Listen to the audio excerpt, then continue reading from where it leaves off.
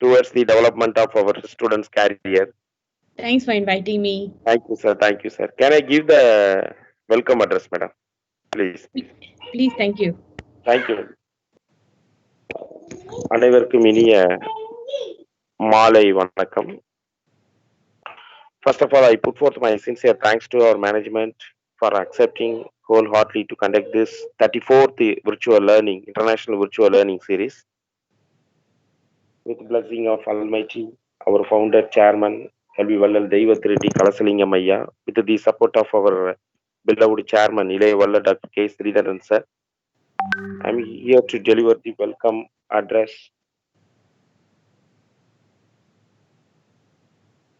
for today, the 34th International Virtual Learning Series in association with Indian Pharmaceutical Association, South Tamil Nadu local branch, head office at Arulmigu Kalasalingam College of Pharmacy. Today, we have proud to have an eminent personality, notorious academician, well-known researcher, and Honorable Professor Dr.R.Mogana, Madam, Dean, Faculty of Pharmaceutical Sciences, UCSI University, Kuala Lumpur, Malaysia. Let me acquaint you with sterling quality of this eminent personality, who is a veteran teacher. It is great pleasure for all of us that she could find time to be with us in spite of his busy schedule. I take this opportunity to convey our sincere thanks to you and your esteemed management for accepting our request, madam. Sir, we are honored by your gracious presence, and our students will motivate by your words. Most welcome you, madam. Thank you very much, Professor Venkatesh. Thank you, madam. I hope this session will be a good platform for our students. My dear enthusiastic students, kindly utilize this great opportunity to get your good knowledge for yourself for future scenario. All the very best for all the students. Once again, I welcome you all. Thank you, madam. Thank you, madam. Thank you, madam. Thank you, Professor. Thank you very much for inviting me. You can proceed. You can please.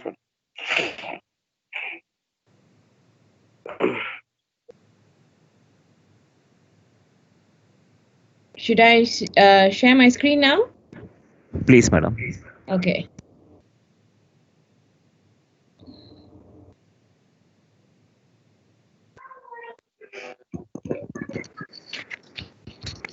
Visible, madam. Okay. Yeah. Good evening. Thank you, here. Sorry, good evening here. I think good afternoon there to everyone. Thanks for attending today's sharing session. So, a little bit about myself. I have been a practicing pharmacist for the past 20 years before I entered academics. All right. So currently, I am the dean of Faculty of Pharmaceutical Sciences in the UCSI University. Is the top private university in Malaysia, and we are also in the QS World Ranking Top 400. So just today, I would like to have a sharing session about something that we are all, something that is very close to our heart this year, a year that has seen tremendous change in all our lives, lives of our beloved ones, life of our nation, and everywhere else. So one of the thing, what I'm talking about is of course the COVID pandemic. So the thing that is relevant to us now as students and academicians is the effect is greatly seen in education. So something that I'll be sharing with you today is how we have practiced education before COVID-19 and how we were inherently so-called forced to change our methods, and how do we perceive that such change will sustain and how it will affect the future of education. It's unavoidable. So something that we all should need to know and should look forward to. So I come from UCSI University, as I mentioned to you. So we are ranked 391 in the World QS Ranking 2021.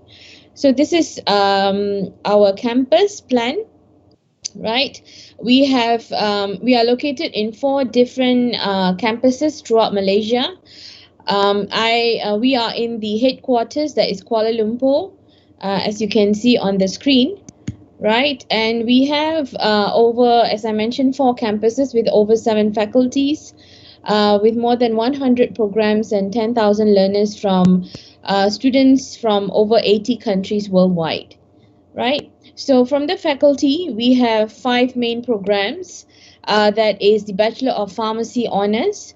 We have 3 different master's program, and we also have a PhD program that has been running, and the faculty has been established since year 2000, right? So moving along, about what we are here today. So as we can see, education, so many things have been changing in the world. Not sure if most of the students are aware of Industry Revolution 4.0. So this is an industry revolution that has occurred from 1.0, 2.0, 3.0, and we are now at 4.0. We are already on going to 5.0, in fact. So what this industry revolution means is the entire world has changed towards innovation, technology, and every sector of where we are today, you can see infusion of technology happening, not only in science, but also in many other food industries, education, whatever, not every other scenario, you can see infusion of technology. But one thing that we see is, although technology is really readily available for education, but in most parts of the world, education has not moved much with times. All right. If you can see, most of our teaching and learning in schools, higher education as well, the same teaching method is being used by educators. All right, is what we call as a cookie cutter. We assume and we have been practicing one single method, whereby a single teaching and learning method is supposedly to fit all kinds of learning students. All right, and now the question now is this suitable in this current times? Now I will share with you a little bit about the evolution of students, or the type of generation that we have right now, and you can see or relate um, uh, how and as to what I'm saying, that a cookie cutter education will not be the way forward, will not be something that is suitable for all walks of student life. All right. Now, another thing that we see is, although in universities or schools, we see the conventional teaching method, lecturer coming in, using the same teaching method, textbooks, writing on boards, face to face, and all. At the same time, the students are also being faced with another scenario. They're coming to school and facing teachers and educators who are still doing things the same old way, and they go back home, or they're exposed to social media and social transactions, all because of internet. So internet has brought a tremendous transformation in all forms of life. I do not need to say how, we all know, with so many ways. All right. So it is basically the single thing that is joining people all over the world together. Now, is this good or is this bad? Of course, we can say that it can go both ways, good and bad. So what we need to do in education is to pull out the good contribution of technology and internet, and implement that and execute that in education. Now, before I move on to what kind of transformation we are looking at, some slight understanding on different types of learning that we have available. Now, if you look at the screen, you have a couple of circles there with subset, we call it. So majorly, when we talk about online learning, online learning is nothing but any kind of learning that includes internet connection, and internet connection, then we can have it being face to face or using some virtual platform or softwares. That is basically the big picture. That's the online learning. But if we look at blended learning on the top right hand corner, blended learning is something, a mixture, a combination of traditional classroom teaching, face to face teaching, and we mix it up with a little bit of online teaching. We could have some gaming technology or something that we use like Kahoot or Socrative or something like that in our face-to-face classroom. That is blended learning. Now in Asia, majority of countries are already using blended learning. That means we use face-to-face and we are also introducing aspects of technology in education. So we are already practicing blended learning.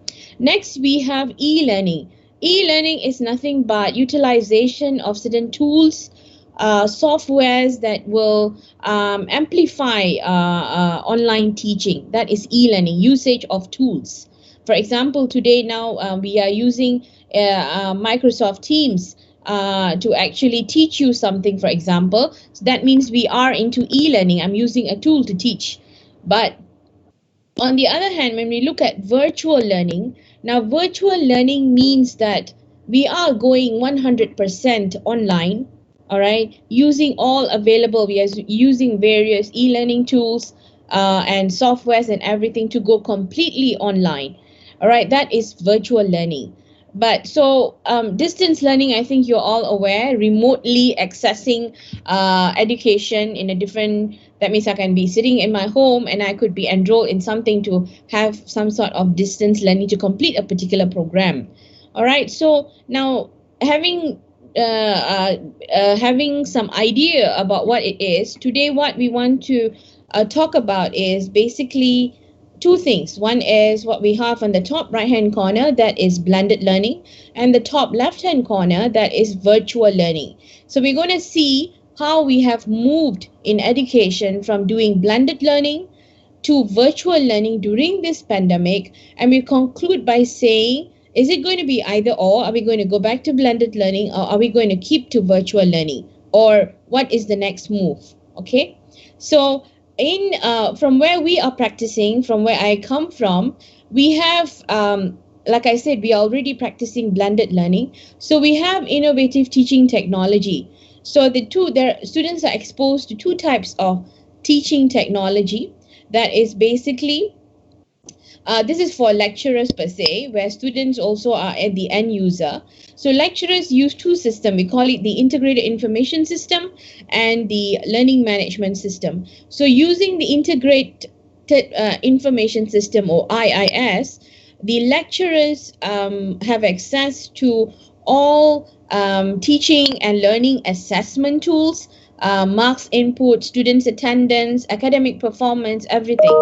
On the other hand, when the lecturers are actually teaching the student, all teaching materials related, engagement with the students. So we have something what you call like a Facebook for teaching each courses, using this LMS system, where every course has its Facebook group between the lecturers and the students, where they get to share teaching materials, videos, tutorial links, and so on and so forth. So this is what we have been practicing for blended learning.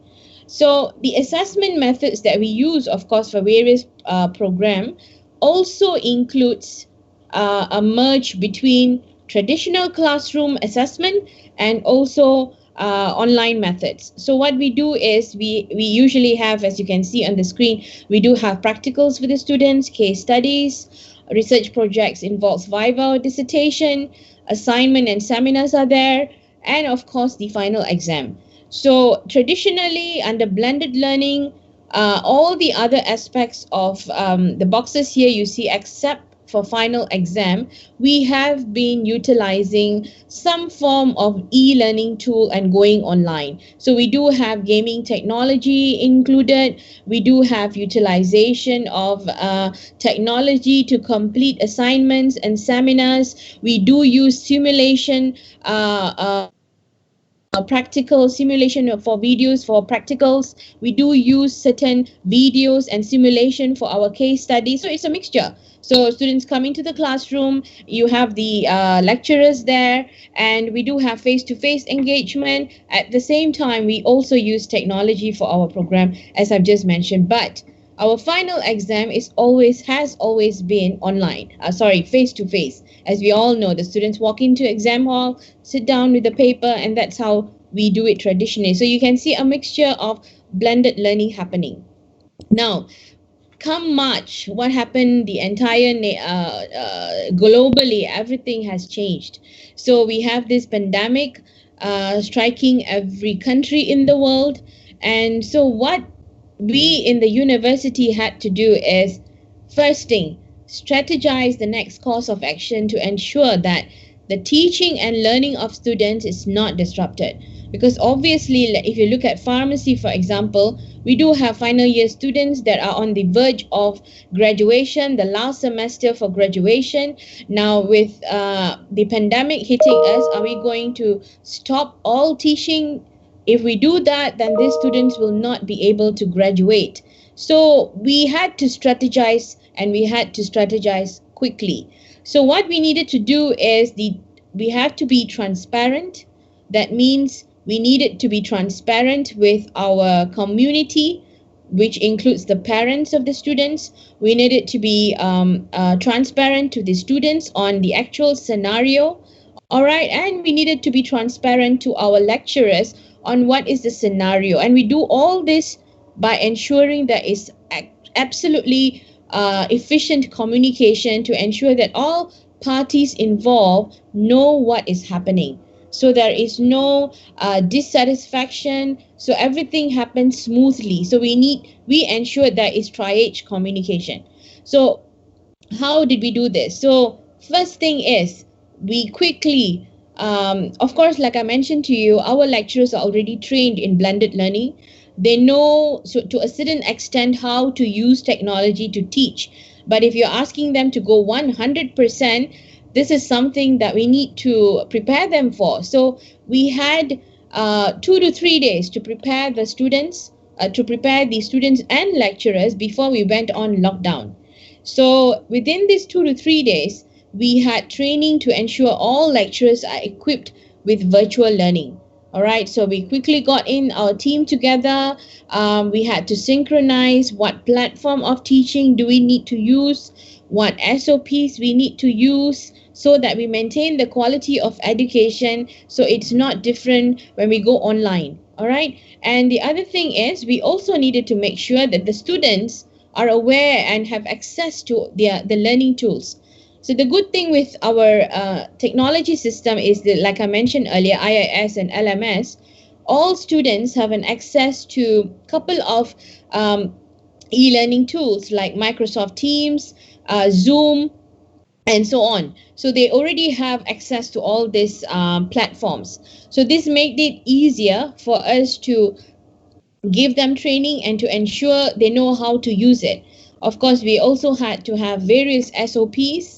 All right, so these are the various platforms that the students have access to. You can see it.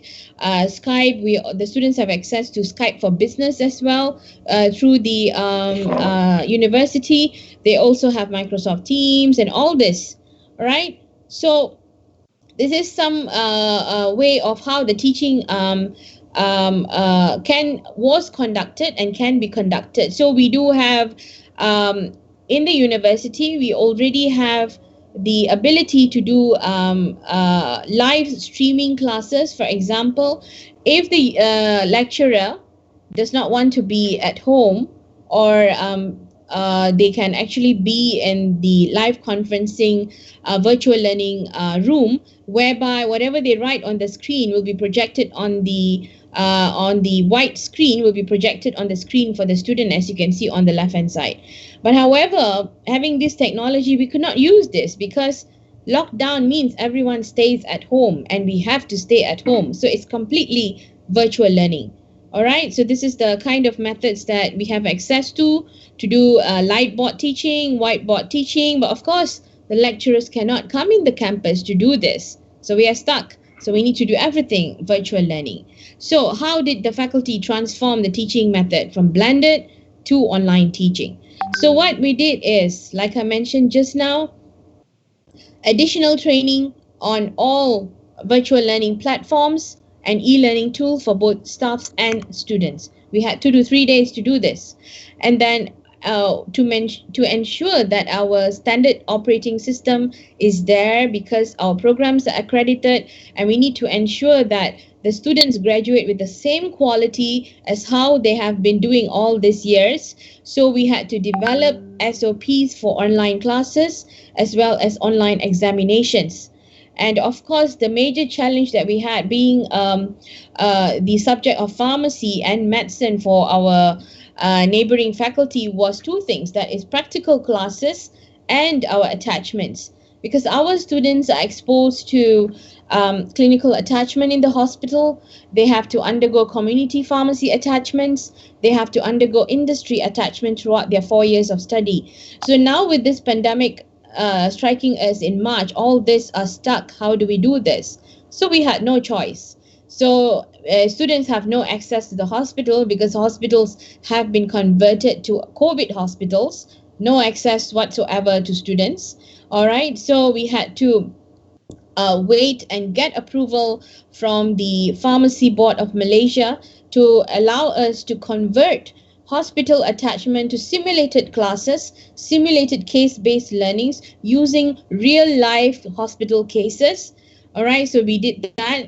Okay, and practical classes, now the lecturers had to think of innovative ways of how to do practical classes online. It's no more in the lab doing stuff, students enjoying seeing things change. And the lecturers now have to crack their heads on how to do this practical class to ensure the students meet the same learning outcome as what they're supposed to do. So this is how we worked on 3 different steps. But throughout this process, 2 things that we need to ensure and have it as in the back of our mind is empathy and flexibility. Empathy meaning it is not an easy situation for our students. It was not an easy situation for our lecturers. I'm using the word was because we are now God willing, we are now in a situation where the lockdown has been removed. We are all back to school. Students are now partially returning to the universities. So, empathy was very important because this is the time where, students are stuck. They are lost. They do not know what to do. They are confused. And some of them may not be accustomed. There are different kind of students. Some are quick learners, some are slow learners, and they may not adapt to this kind of new teaching system at once. Next thing is flexibility. We have to understand the lecturers may not all be equipped. Working from home sometimes is not as easy as it looks. If students think that, lecturers are just stuck at home, they're not doing anything. No, it's not, because all teaching happens as per the teaching schedule. And on top of that, if there are women out there, you have to be wives, you have to be mothers at the same time teaching in the same premise. Though it was a lot of challenge. So we need to address, as management, we needed to address all this with certain levels of flexibility for both parties. Right? Now, what did our students think about this online learning that we opted for, or completely, basically, I would use the word virtual learning because we had to do completely online. So the plus point was they felt it was flexible and accessible because, students do not like to get up early in the morning for 8 o'clock classes. They were very much happy with staying at home and switching on their Microsoft Teams or Skype or whatever and logging into the classes. They were comfortable in their own beds or sofas or whatever. All right, and they found that they could access the classroom, online classroom, virtual classroom from the comfort of their homes. All right, I would say it went same for the lecturers as well. It was a great platform for independent learners. So those students who did not require much guidance, they loved to work on their own, they felt it was a good platform because it didn't need them to actually get into a class and sit and listen, because they could learn things on their own pace online. All right. And they also felt it cost effective. You don't need to waste time getting on a bus or a car, moving on and spending money unnecessarily. So they felt it was cost effective as well. All right. Now, on the other hand, for the limitation of technology. So what we noticed was that accessibility to internet. Right now, in this world, as we know it, we say that it's a world of technology, IR 4.0, but there will be students, because some of the students have went back to their hometown at remote areas. They may not have access to technology, access to good Wi-Fi. So that was the students' limitation. And also, it was a challenge for dependent learners. So, what are dependent learners? Dependent learners are those students who really need extra care. They need extra face to face tutorials, extra counseling from the teachers. So, this was the pluses and minuses of virtual learning based on the students' perspective. All right. Now, on top of all that, 61% of college students have said that technology helps them to engage with course materials. All right. The new generation of students actually love the usage of technology. All right. So we, however, had to ensure that the limitations that the student mentioned, for example, if they are in a remote area, so how do we ensure that they don't lose their classes? So what we did is we got our computer service departments to have certain methods, certain SOPs drawn out of how the student, if they only have an access to probably say 2 or 3 megabyte per second access, but because to do online learning you need at least 2 to 3, but to do others you may need more. So if they have less than that, there are ways that we advise, to ensure that the access is better. All right. And also the hardware, they help the students to check on the hardware, how to improve their hardware with the existing ones that they have, so that they don't lose any classes. So this was the extra support given by the computer service department to our students per se. Now, the most important thing that came after 3 months of lockdown was it was time for the students to have their final examination. So we already emptied that this is going to happen, and the COVID cases are not going to reduce at least until after June. So, and June was the examination time. So lecturers had to quickly come up with ways to conduct online examination. Now, the first thing that students will think of online examination, yay, is good. I can just log in and I can Google everything online. It'll be easy for me. I can pass and get an A. So that is the common conception that students have. And we, being lecturers, this is something that we cannot allow to happen. All right. Because why? Because we need to ensure the accreditation of our courses and quality of our students graduated is maintained. So we needed to devise a way to do online examination using safety and proctoring in line. So what we devised was what you call as remote online examination with remote proctoring. So what is remote proctoring? If you walk into an exam hall, you have your lecturers walking around, looking at you, supervising you, doing the examination. Those are called proctors. That is face to face. Now we emulated the same thing in virtual mode by doing remote proctoring, where during an examination, the lecturers actually get to proctor the students, and this does not allow the students to cheat. So how did we do this? So we do it in a few ways, as you can see on the screen. As a lecturer, if you're looking at the screen now, I'm sitting here, I'm looking at the screen. The remote proctoring system helps me to view the student's screen.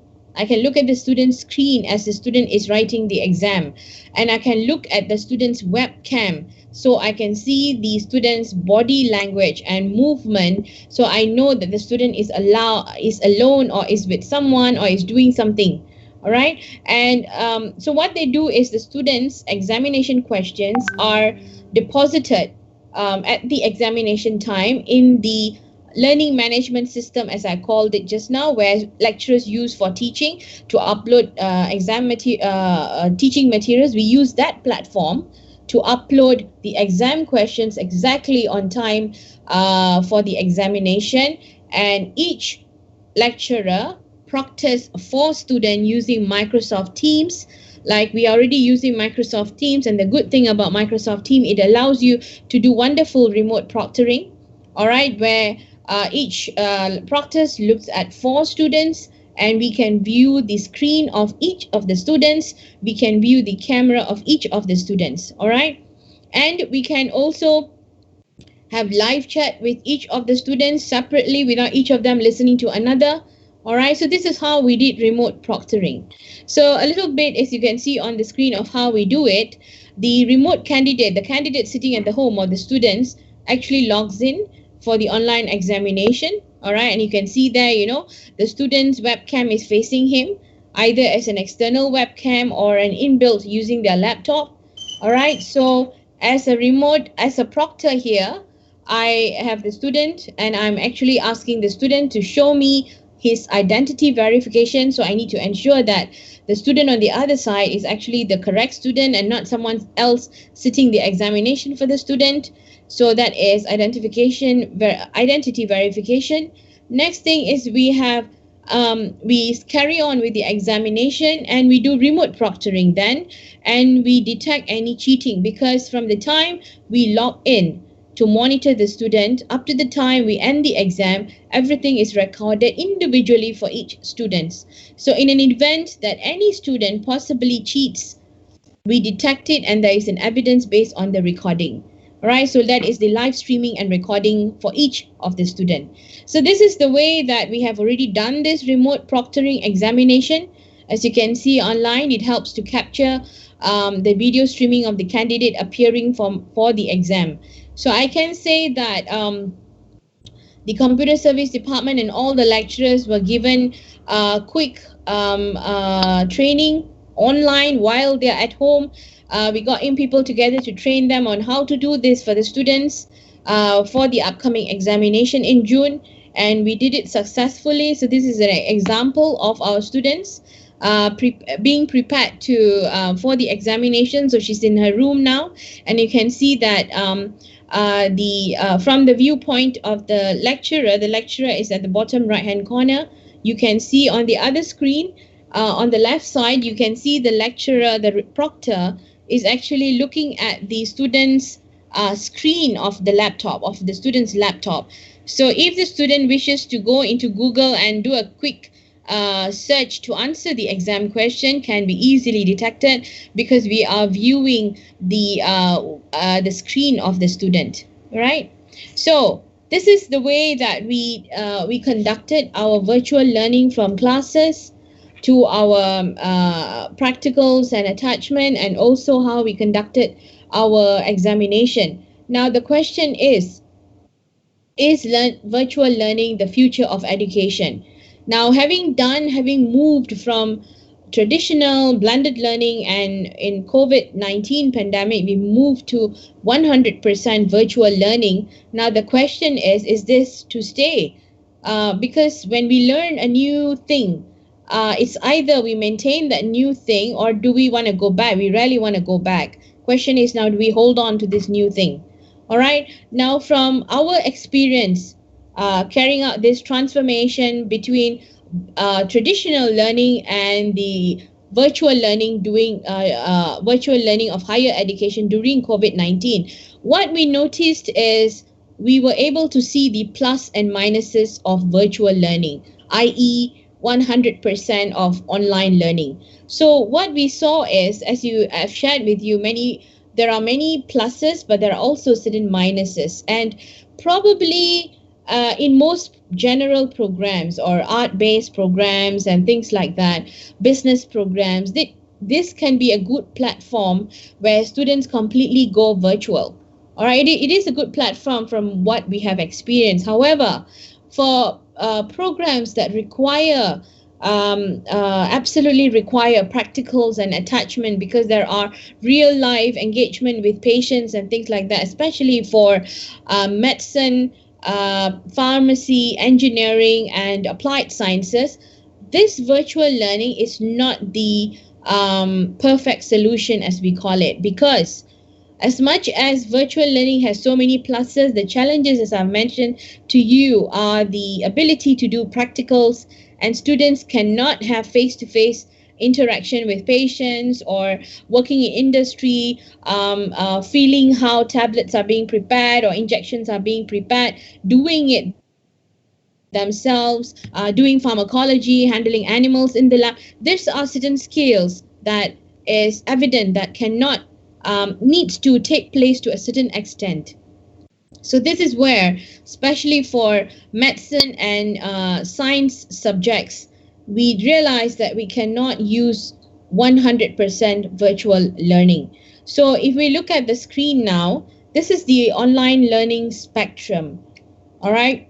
We have the traditional face-to-face classes on the left-hand side, where 100% we are in closed wall classroom. All right. Technology is not used most of the time. And then we have what you call blended learning. All right, that I've mentioned to you. Most universities have already been doing this all this time, where you probably have 70% of classes done traditionally in the classroom, and probably 20 to 30% of classes are done online. So this is the blended learning. Now, there is another one that we did during COVID that is the far right, that is completely online, completely virtual, and that is what we did 100% online, no face to face. All right. Now, what we notice, as I mentioned to you, health and sciences, we cannot go 100% online because we need to have that engagement, live interaction with patients, and experiential education is absolutely a need in our program, especially pharmacy. So there is another type of learning then we are heading for, that is what we call hybrid learning. So hybrid learning, if you look on the screen, it is integration where online and face to face are mixed together with a substantial amount of time in the traditional classroom, which is substituted for internet based activities. So, usually, face to face classroom is about 50%, and online learning can be about 50%. So, this is the model that we find most effective for us, that is hybrid learning, and not completely virtual learning as we've seen during the pandemic. All right. Now, hybrid learning, what is, like I've already given you an idea of hybrid, what is hybrid learning. So in hybrid learning, before we actually implement hybrid learning for the future of our education or pharmacy program, we need to assess certain points and balance these points to ensure that we meet and we satisfy the educators as well as the students and the community. Things like what is the objective of learning something in your program? What are the outcomes that you intend? What are the student needs? How is the students' access to technology? And of course, whether the lecturers and students are both digitally literate. So these are the things that we need to clearly identify, clearly document before we head towards the future of hybrid learning, right? Now, why all this fuss on online learning or hybrid learning, as we call it? All right, why all this fuss? Because COVID pandemic is over. Let's just go back to the normal. Can we do this? All right, the thing is, it doesn't stop us from going back to normal, but what COVID has done, besides of all the damage it has caused us in many ways, all right, one thing is it has opened the eyes of educators that there are different kind of students amongst us. All right, now if you look here, there are educators who are baby boomers born, between 45 to 64. These are all your teachers for your students. All right, then you have Gen X's. These are people who have different kind of skills and attitude. And you have millennials, all right, who are born within 1995. And most of you students who are attending today are what we call Gen Zs. All right, and what is this issue with Generation Z? All right, Generation Z students, they are what we call digital natives. right? So what you can see is from the left, from baby boomers up to Gen Z, the IT savvy or digital savvy nature increases. So Generation Z students are very much into technology. In fact, some of you who have kids, you know that your son or daughter who is very small can learn themselves of how to use technology much better than yourself, because it's the nature of how humans have evolved with the external environment. All right. So these Gen Zs, how do you attend or meet their needs if they are so digitally savvy? Just imagine, they love everything about Gen Z. They love technology. They love going on social media. They love their Facebook, Instagrams, YouTubes, whatever not. So can you get this kind of student to sit quietly without any of this in the classroom, face-to-face teaching? Do you think that they're going to absorb as much as they will if they are not in the classroom? No. So we have to move with how they are fitted. The way our generation moves, education has to move. So this is how technology needs to be utilized to make sure that this new bunch of students who are digital natives will get as much benefit from education as how we did when we were young in those days, and we didn't really need technology. But students nowadays work best with technology. So question is, we have no choice but to include technology to move forward with the technology. So it's the thing, either you ignore technology or you embrace technology. Same thing with pharmacy practice. When all students have graduated, the way that pharmacy practice is going on out there is no more conventionally dispensing medication. That is out. Dispensing medication is a traditional role of pharmacists. Right now, pharmacists are moving beyond these traditional roles, using many phases of technology. They are implementing telepharmacy, pharmacogenomics, Internet of Things, blockchain technology, data sciences. So many technology is there in different sectors of pharmacy. So as technology and practice is moving towards technology, education needs to also move together. If we do not embrace technology and move together, then our students will get left behind as much as the education of pharmacy gets left behind. So this is why the fuss about hybrid learning is very, very important for educators to think about. So to summarize, what has the pandemic taught the higher education? All right. Undeniably, education is changing. We cannot stop education from changing because the entire world is changing every minute of the day. All right. So this disruption of what we call technology, like those old people, old educators or teachers like me and others, we will be like, technology to us is a disruption. Now the question is, do we use this technology or do we ignore this technology? Like I've mentioned, there is an absolute need to embrace this technology because it's something we cannot avoid. But we use it to the benefit for our practice of our career as a pharmacist. All right. So if we can see here, things are changing so much from the work, globalization, pharmacy, automation is coming up just like that in many hospitals. Technology now is also impacting education as we see it. All right. And of course, with all these things changing, all right, private education funding, private universities, public universities need to think how to incorporate all these changes in education. All right, we need to do this because if we do not do this, like I said, cookie cutter education is not going to work, and the end user who's going to lose out are our children, are our students. And when this happens, it affects the entire nation development in individual sectors.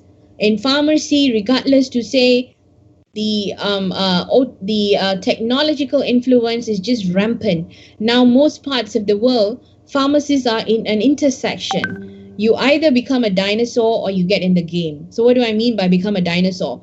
If you think that I don't want to have anything to do with technology, I'm just going to dispense medication, you're just going to be a dinosaur and you're going to be extinct.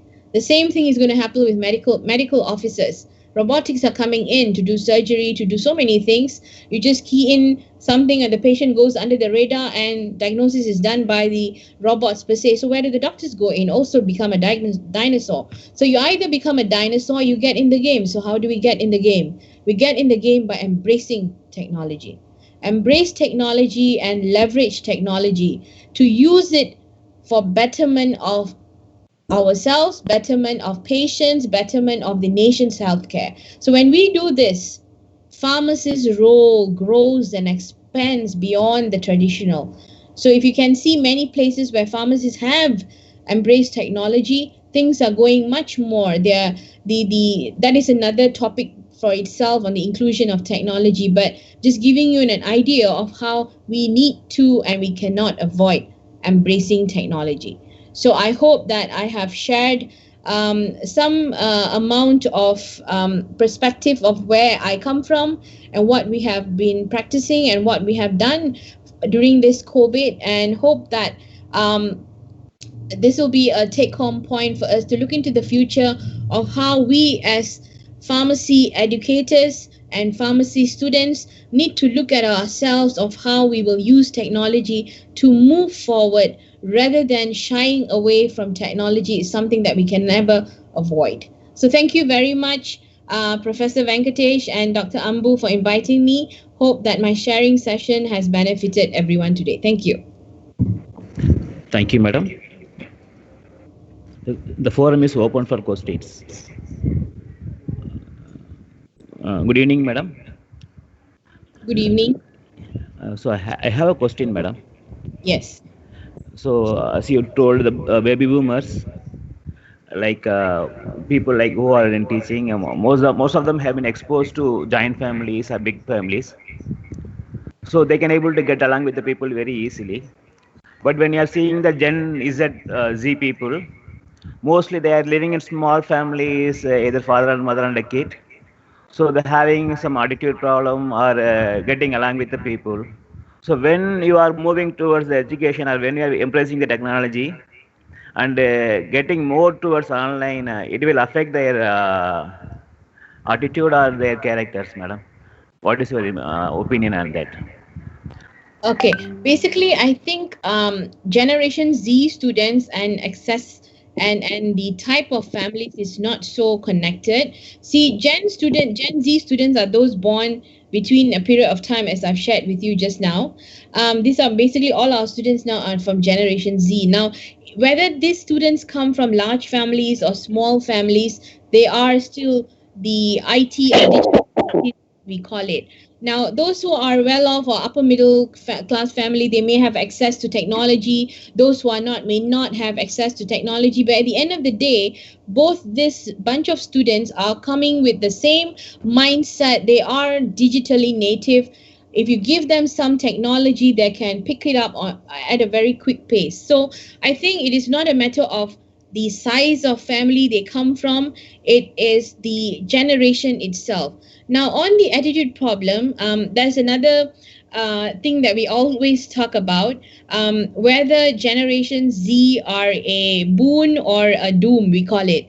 So, are they helping us to move our civilization, or are they causing a doom? Now, why do I say that? Because when students are digitally natives, they pick up and if they embrace it, good things properly, and they move forward, of course, civilization develops. Now, the other thing about doom is, as much as we see these new generation students are brilliant, they are a bunch of very smart students. That's undeniable. All right, they can pick up things very quickly, they can move things very quickly, they are dynamic. At the same time, they also have their limitations. And the limitation, as Dr. Anbu mentioned, is that the attitude. So we can see from published studies, I'm not saying this, you can look up many published journals. Generation Z students are most of the time dependent. They are not so much versatile, and they're unable to handle stress very well. So that is why you can see number of students now who are committing suicide. They don't do well in examination, they will just resort to committing suicide because I didn't do well in examination. But at the end of the day, examination is just examination. If you are a pharmacy student, life is much more than an examination. At the end of the 4 years, your paper is just a paper if you have not developed yourself as a human being who is going to interact with patient, who's going to be in the healthcare system. So this total development of a student is what we want in higher education. What is higher education? Higher education is not a school. A school is where you go and teachers are there and they train you, they instill discipline in you. But in higher education, we want the students to be having constructive thinking. No more critical thinking. We go beyond that. Constructive thinking. Able to solve problem, provide solutions beyond the norm to solve certain problems. Develop yourself, be a leader, have good communication skill. These are the skills that we want in a student in higher education. So this is where, as educators, we need to look at putting in more of these soft skills into the education to ensure that as much as our Generation Z are digitally native, they are smart, brilliant, but they also have this human value. They have this additional human value that if we do not instill to them, they're going to lose it. And this is where it's not going to be a good sign for the future. I hope I answered your question. Thank you, madam. And I have another question also, madam. As you mentioned, you have conducted your final examination through online. So we are seeing a lot of news regarding the malpractices during examination. So how you have overcome that, madam? Because anyway, by the technology savvy in nature, they may overcome with you some of the other technologies to do malpractice in the exams. Have you had any experience during this session, madam? Okay, so what we did is we before we actually implemented the remote proctoring online examination, we had a group of us who sat and we thought of many ways. We had academic staff and non-academic staff that are IT people to think about ways that students can go about cheating. All right, and we did devise, we did think of lots of ways. We did a lot of research on certain top institutions that have done remote proctoring before, very few in the world, in fact. So we looked at their published studies. And so the SOP that we came up for online examination addressed all these possible ways to avoid students to cheat. So what we noticed is, like, maybe I didn't go through the whole method of how we do the remote proctoring. The student comes in. As the student logs in half an hour before the examination with each proctus. Then the student is asked to show their identification card, yes. Then the student is asked to move their laptop 360 degrees around where they are sitting, above the table, on top of the table, below the table, so there are no papers and things stuck here and there. And of course, then we open their web browsers. We ensure that monitoring the web browser is only one. So when they are moving 360 degrees, we also ensure there is no second laptop hidden behind the laptop that they are using. Because as you know, those of you who are IT savvy, you know that cheating can be done using two laptops, two screens, in fact. So the 360 degree helps us, and we make sure that we log in the student audio as well as video and the screen at the same time.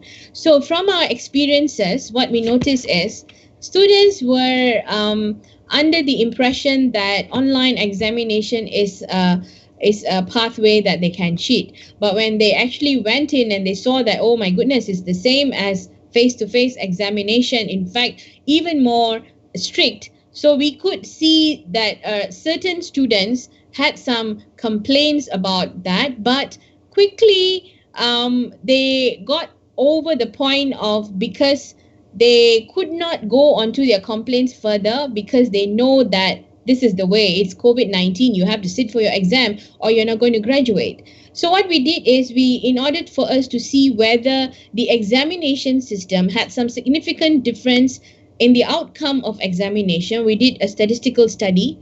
We compared our face-to-face examinations results over the past many years, and we compared it to the online examination result, and we're glad to say that there is no statistical difference compared to the face-to-face and online, meaning that we have a platform where we actually ensured that the quality is there. And because if we did have a great statistical difference, means that the exam is easy or cheating has been happening, and the passing rate will definitely be much higher. Everybody in the class would have been scoring A's.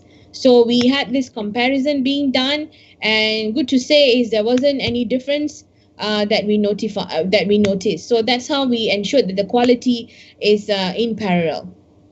Thank you, madam. And one final question. Uh, Before COVID, it was that said that working together is success. But COVID turned all the things. Like when you are coming together, they are telling you work isolately, don't come near something. We are hearing like those things, and there are a lot of technological interventions, and there are new technologies came to the education also. How will you predict the future of education, madam? I don't What will understand the question, Dr. what Ahmad. will be the future of education, madam?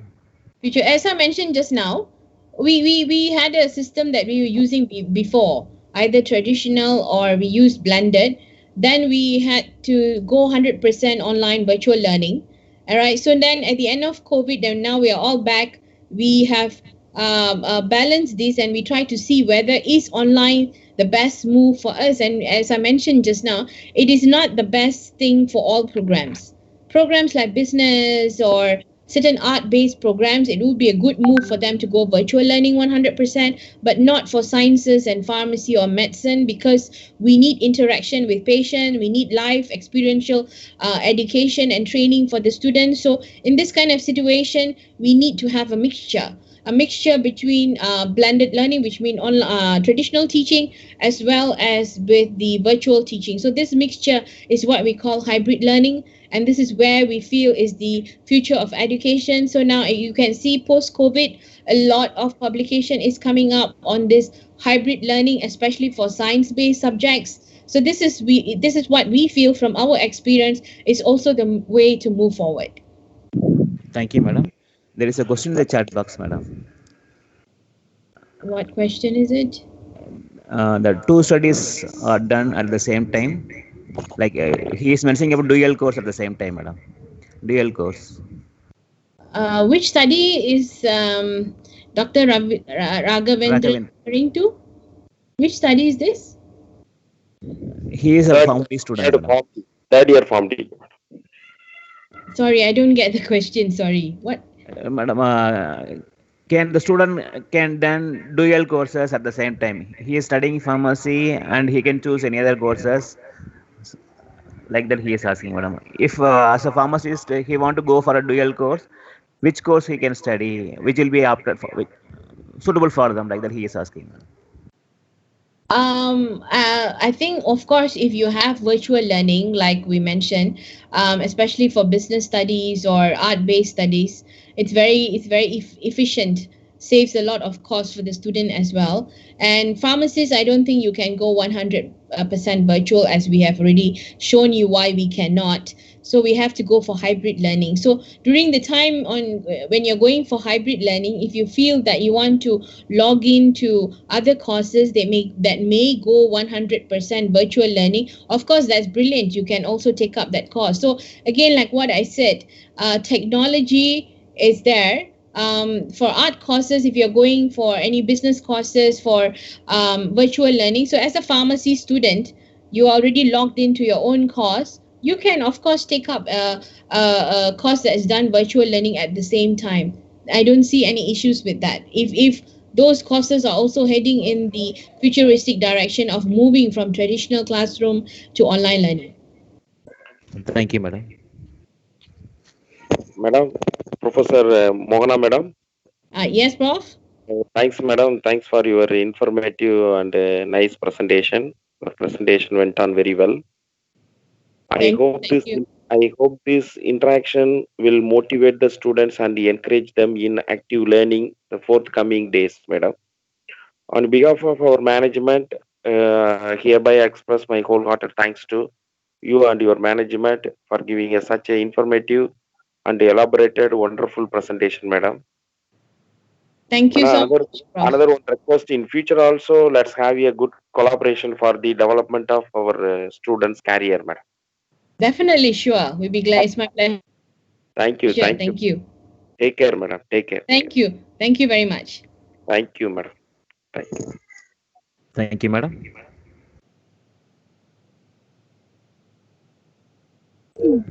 Can we conclude the session, madam?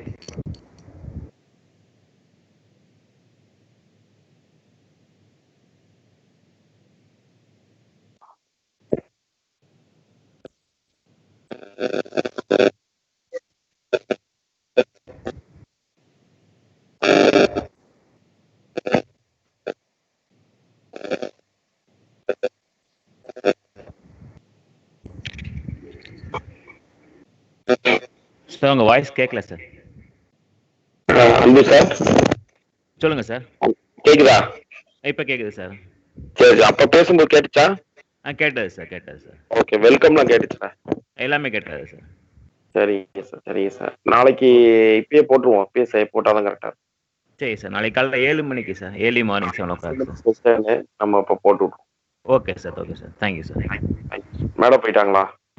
Madam left ஆகிட்டாங்க sir. Okay okay. Thank you sir.